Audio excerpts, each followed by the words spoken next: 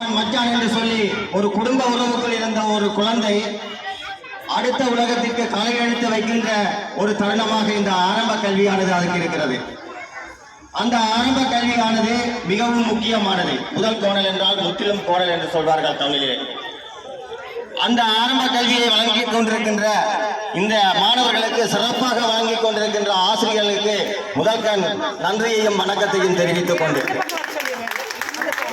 சோக்ரட்டிஸின் மாணவன் பிளாட்டோ, பிளாட்டோவின் மாணவன் அரிஸ்டாட்டில், அரிஸ்டாட்டிலின் மாணவன் த கிரேட் அலெக்சாண்டர் உலகத்தை ஒரு குடையின் கீழே ஆட்சி அமைக்க வேண்டும் என்று உறுதியோடும் வீரத்தோடும் போராடிய ஒரு மாவீரன். அவர் சொன்னார், இந்த உலகத்தை எனக்கு அறிமுகப்படுத்தியவர்கள் அம்மாவும் அப்பாவும், ஆனால் இந்த உலகத்தையே என்னிடம் கொண்டு வந்தவர்கள் ஆசிரியர்கள் என்று சொல்லி. எனவே இந்த ஆசிரியர்களுடைய அர்ப்பணிப்பு என்பது ஒவ்வொரு மாணவர்களும், ஒரு சின்ன உதாரணம், வெற்றிடத்தை காற்று நிரப்பும் என்பது விதி.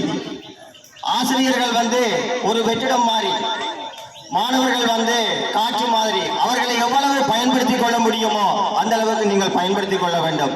சார் சொன்ன மாதிரி நல்ல படிப்பு படித்த ஆசிரியர்கள் எல்லாம் உங்களுக்கு கிடைத்திருக்கிறார்கள்.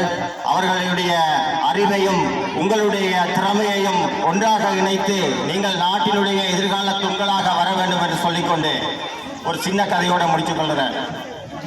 மகாபாரதத்திலே துரோணாச்சாரியின் குருகுலத்திலே கௌரவர்களும் பாண்டவர்களும் வில்வித்தை கற்றுக்கொண்டிருந்தார்கள். துரோணாச்சாரியார் அன்று துரியோதனனை கூப்பிட்டு, துரியோதனா இங்கே வா, வில்லிலே அம்பை ஏற்று, அதோ தெரிகிறதே ஒரு மாமரம், அந்த மாமரத்திலே ஒரு மாம்பழம் இருக்கிறது, அந்த மாம்பழம் தான் உனது குறி, இப்போது இலக்கு பார் என்று சொன்னார். பார்க்கிறேன் குருவே, உனக்கு என்ன தெரிகிறது? மாமரம் தெரிகிறதா? தெரிகிறது. கிளைகள் தெரிகிறதா? தெரிகிறது. இலைகள் தெரிகிறது. பழம் தெரிகிறதா? தெரிகிறது. அப்படியானால் அம்பை விடு என்று சொன்னார். துரியோதனம் அம்பை விட்டார். அந்த அம்பு மாமர பக்கமே போகாம வேற எங்கேயோ போய் சேர்ந்துச்சு. அடுத்து அர்ஜுனனை கூப்பிட்டார். அர்ஜுனா இங்கே வா. வணக்கம் குருவே. வில்லை எடு, நானிலே அம்பை ஏற்றினான். இப்போ உனக்கு என்ன தெரிகிறது? மரம் தெரிகிறதா? தெரியவில்லை குருவே. கிளைகள் தெரிகிறதா? தெரியவில்லை குருவே. இலைகள் தெரிகிறதா? தெரியவில்லை குருவே. அப்ப உனக்கு என்னதான்டா தெரியுது? அந்த பழம் மட்டுமே தெரிகிறது குருவே. இப்போது அம்பை விடு என்று சொன்னார். மாம்பழத்தை காணல. இதிலிருந்து என்ன தெரிகிறது என்றால், இலக்கம் மட்டுமே குறிக்கோளாக இருக்கிறவனுக்கு வேறு எதுவுமே தெரியாது.